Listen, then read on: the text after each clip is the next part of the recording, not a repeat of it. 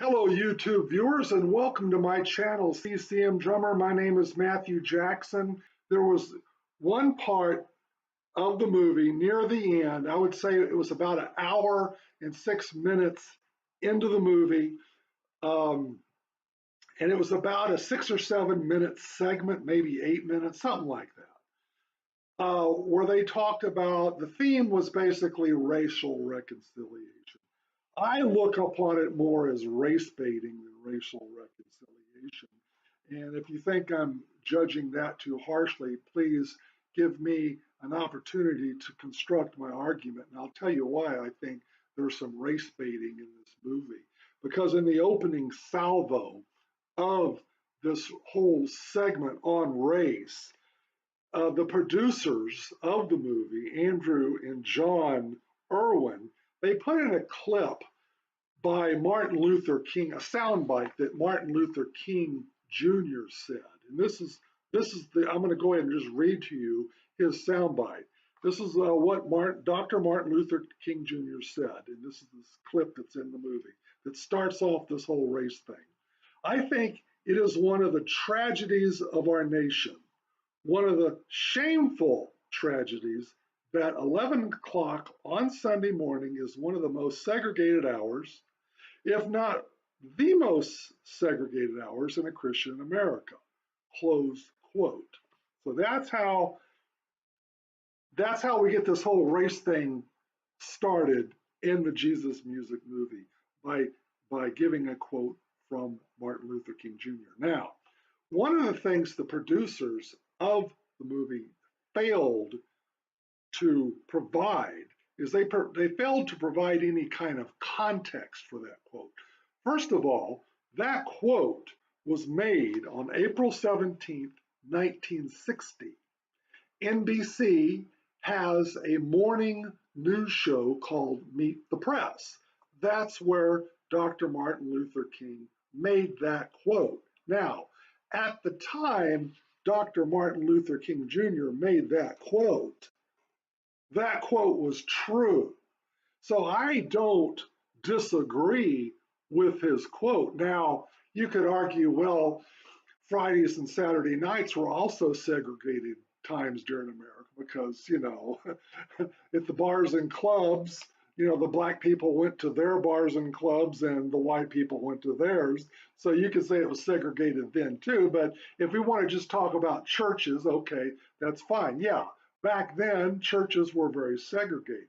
Now, to play that clip 61 years later, when you release a movie in 2021, is way, way, way out of context because don't you think the racial situation, the racial segregation situation is a lot different 61 years later in 2021? Do you really think that the churches are segregated in 2021 like they were in 1960? Come on. So what is that quote? How does that quote by Martin Luther King Jr. in 1960, how does that help illustrate and tell us the history of Jesus music and CCM? Nothing.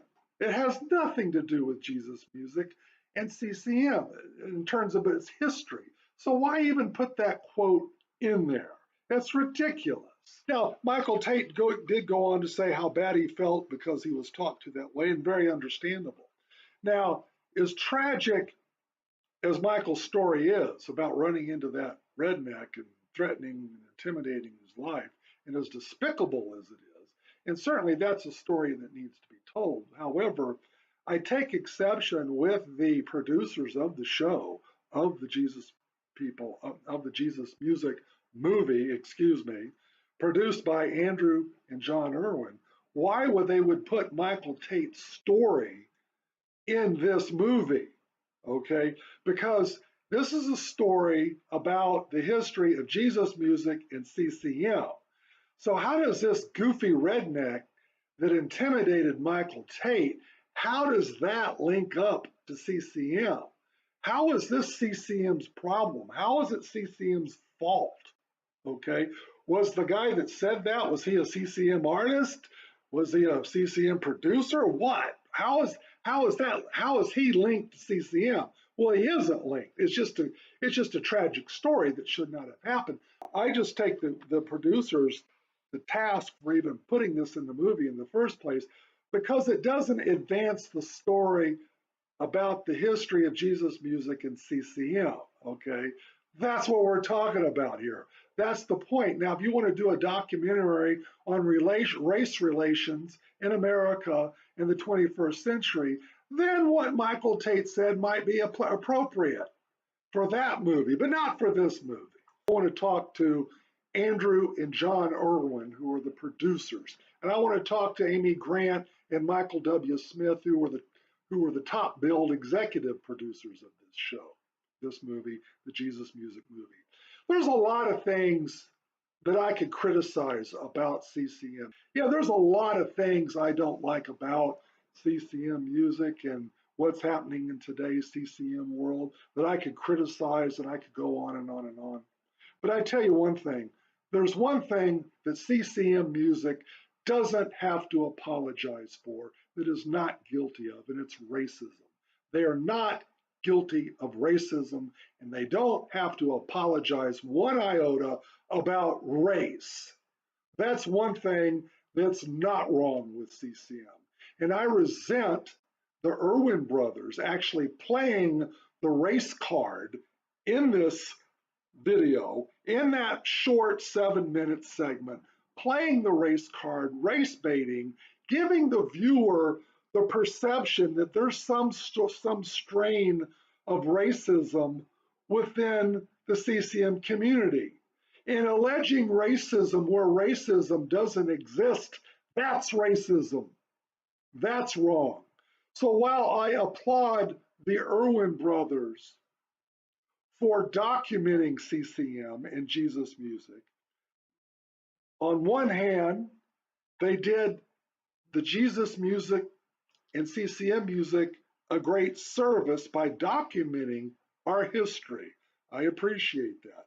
But on the other hand, they did CCM music a great disservice by implicating CCM as having some problems with race and being racist, when that's not true at all. If you want to criticize CCM for what CCM has done wrong or what its faults are, that's fine. Go for it. But do not unfairly criticize CCM, because when you do, you're going to be hearing from CCM Drummer. I am not going to just sit by and let that go unchallenged. So thank you. God bless. Have a good day.